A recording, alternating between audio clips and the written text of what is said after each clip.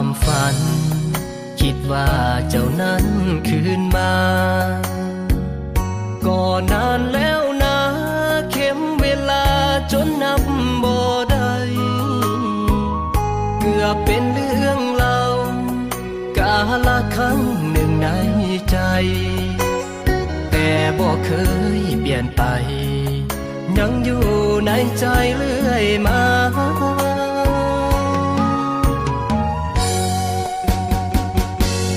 อยากรู้ว่าตอนนี้น้องอยู่กับใคร